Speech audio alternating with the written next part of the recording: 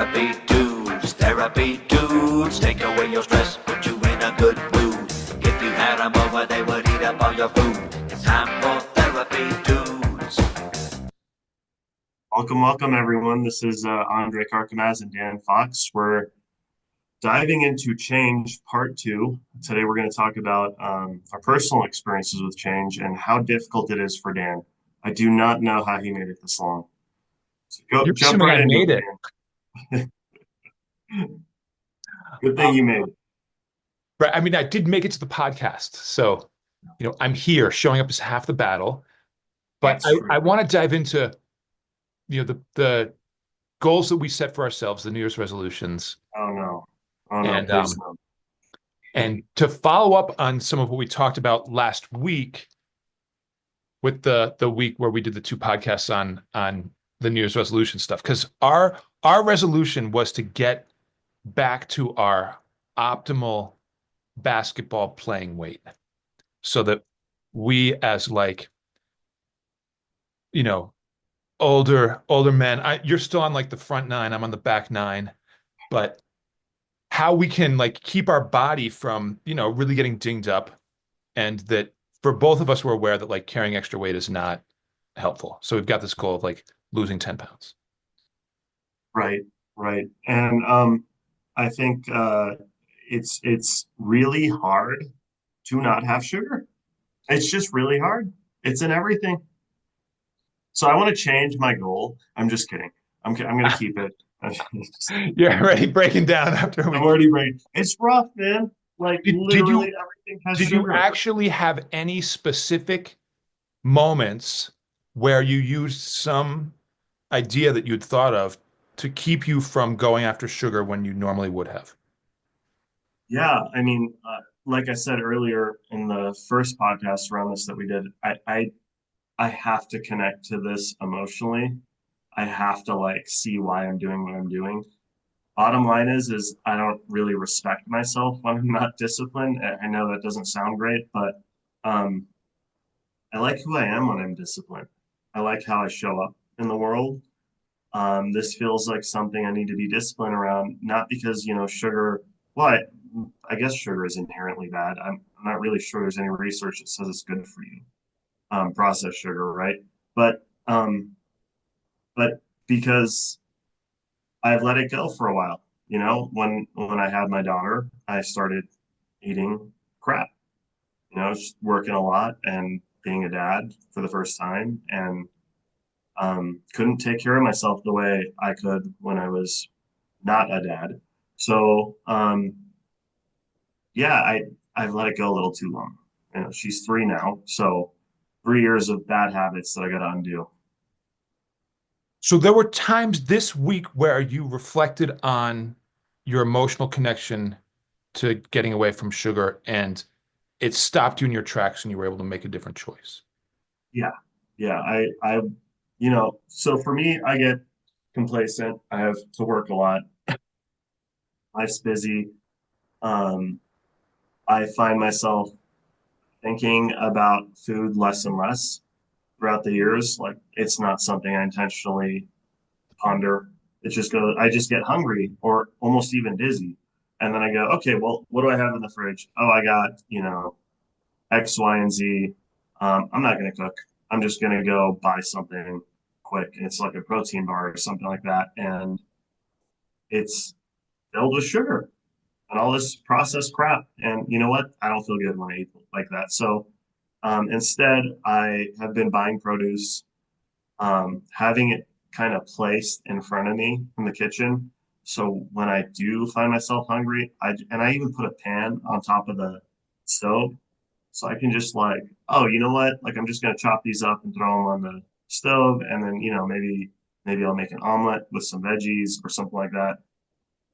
But yes, I had to connect with it emotionally first because there's this idea that you know I that discipline is really important to me.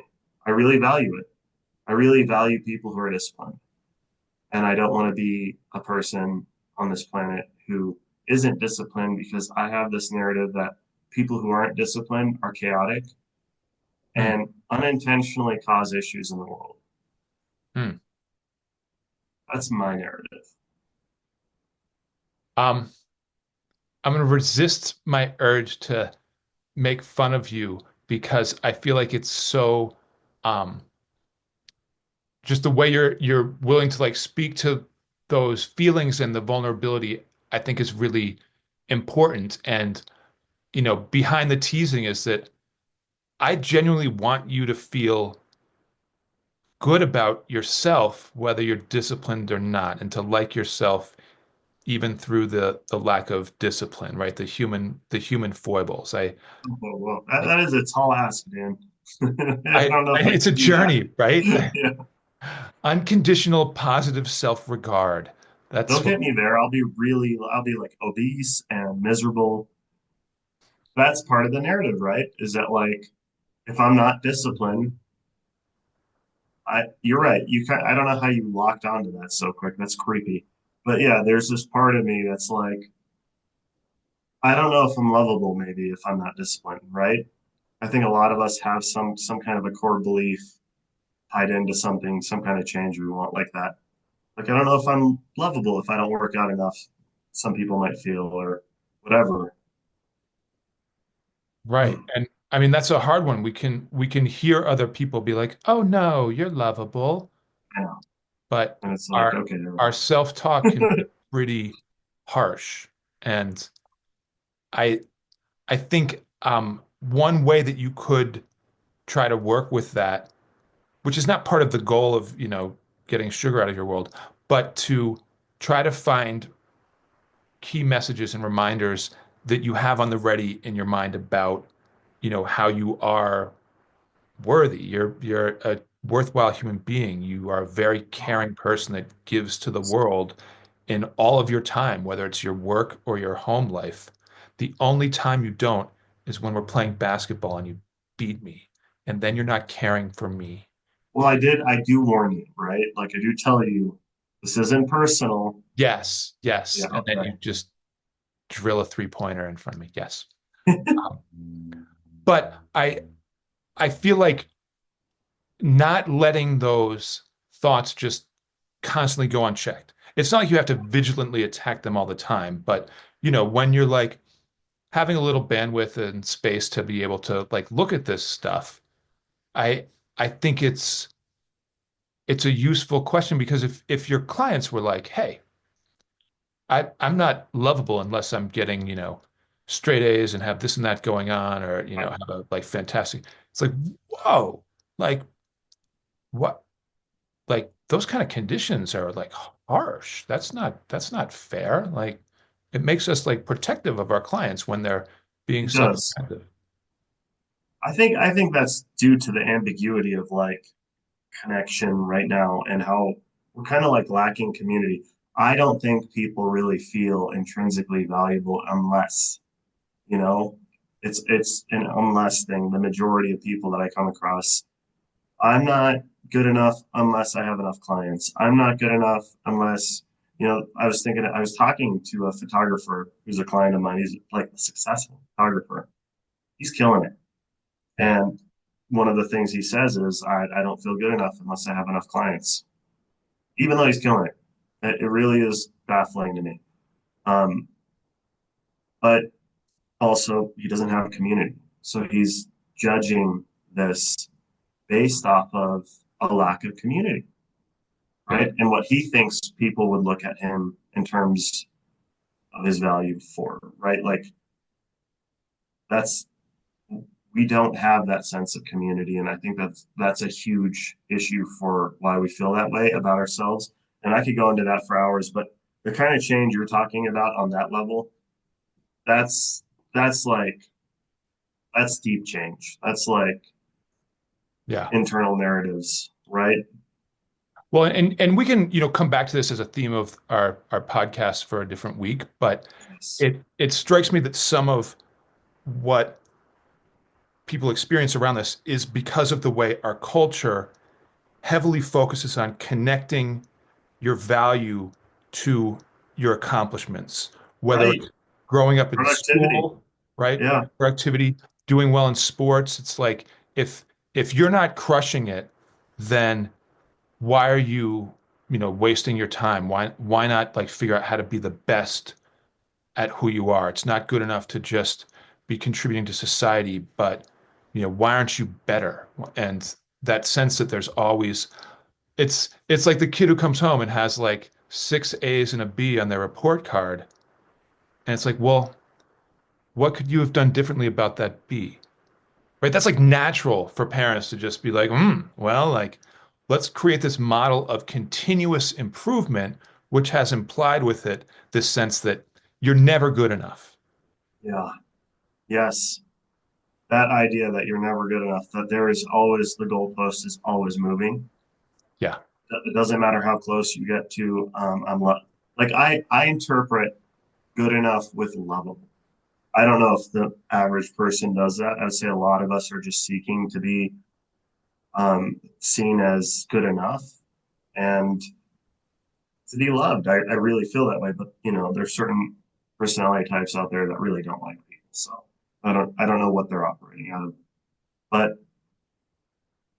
the thing is, that moving goalpost is a giant issue, and we have to catch ourselves when we're creating that reinforced idea that we have to live with a moving goalpost all the time, right?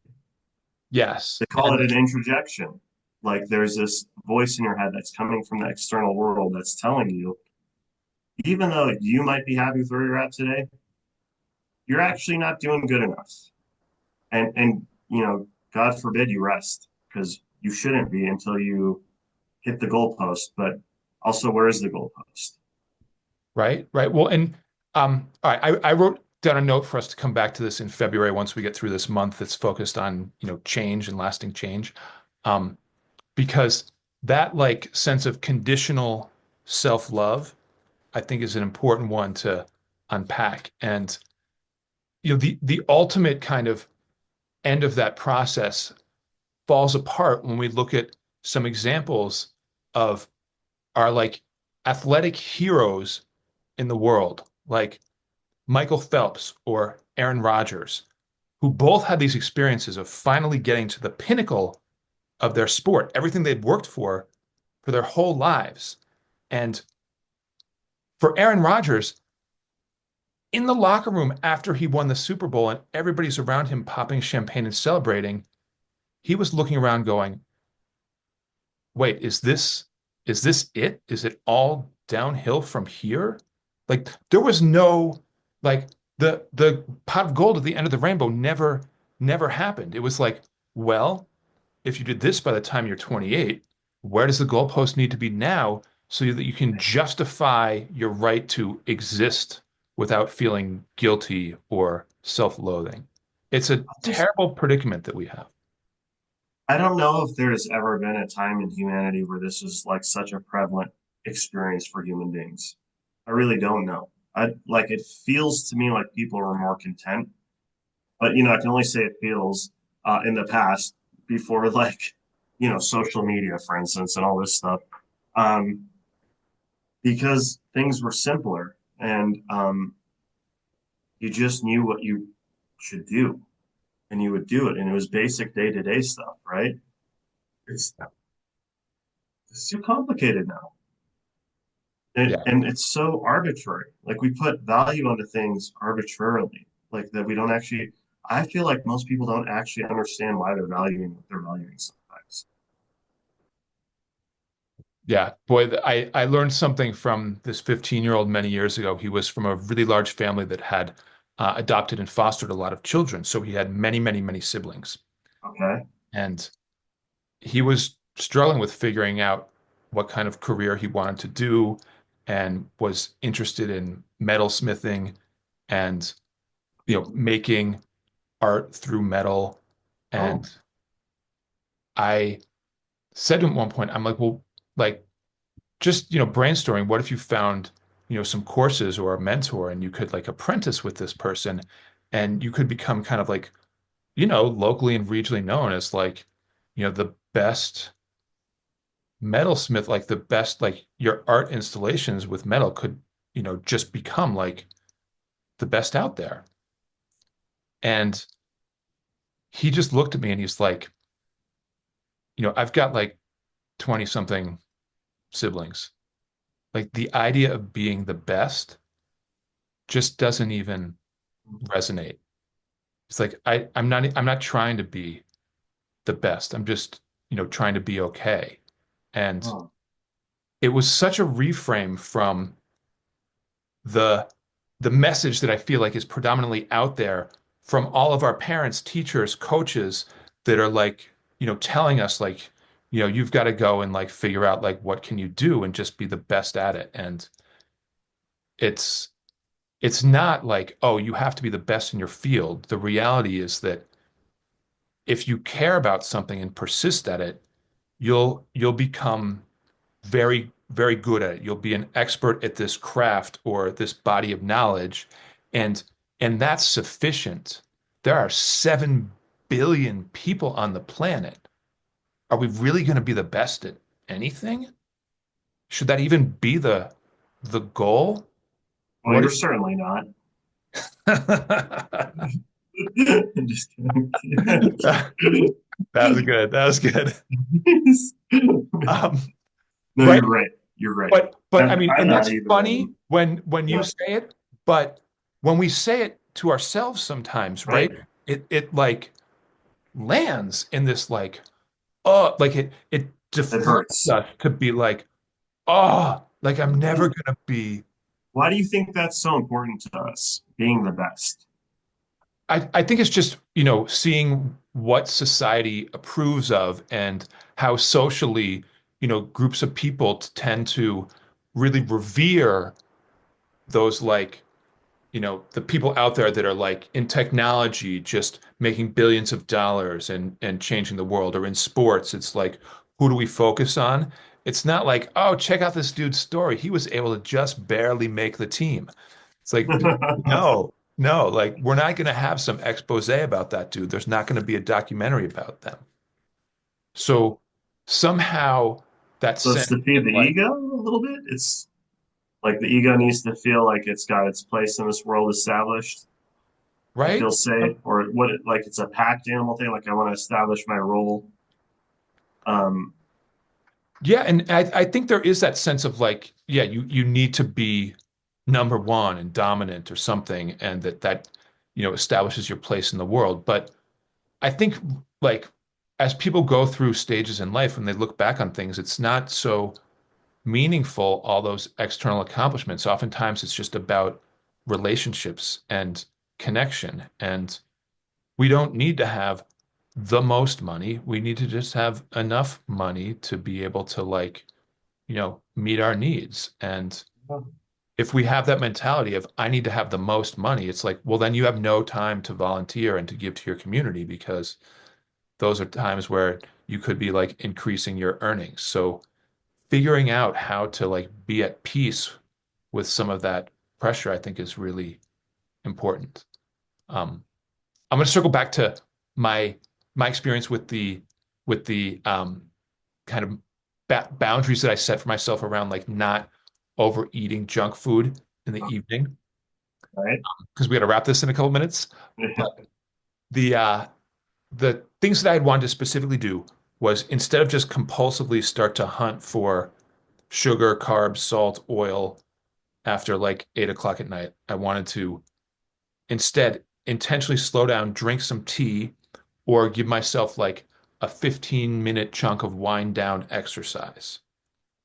And I'm How's that happy to going? report. What's that?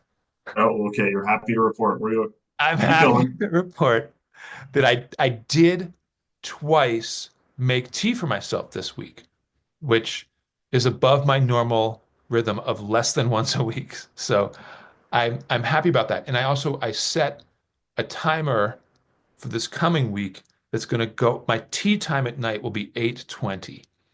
I think that's just early enough that I'll still have my wits about me and I can kind of like intentionally slow down and sort of mark this like moment of like, oh, this is where my willpower gets weaker and I want to really just connect with my body. Um, my best moment for the week was after um, as you know, we have 4 children. After one of the kids had an indoor soccer thing on Saturday night, we were coming back, and the move was to stop at Dairy Queen and get ice Oh, cream, uh-oh. right? And so 5 out of 6 of the family members got ice cream, and I was like, don't need it. Now, lucky for me, Oh, that wasn't at 9 o'clock at night. Because if it had been at 9 o'clock, 100% I would have been all in. But it was like still pretty early. It was like 6:30-ish when we were like getting this. And I hadn't even had like an actual dinner yet. So I still had my systems what that about I'm you? familiar with, my rhythms of like natural discipline at that time of night. So it it was an easy one to say no to. And I'm glad it wasn't later in the evening because I know I'm just much more weak-willed at that point. Well, good for you. That's actually really impressive. Uh, Tea is hard to replace. Well, tea is great, and it's hard to replace salty, fatty, processed foods with just tea. So, were you able to sleep? Yeah, I think that a lot of times I'm not actually hungry.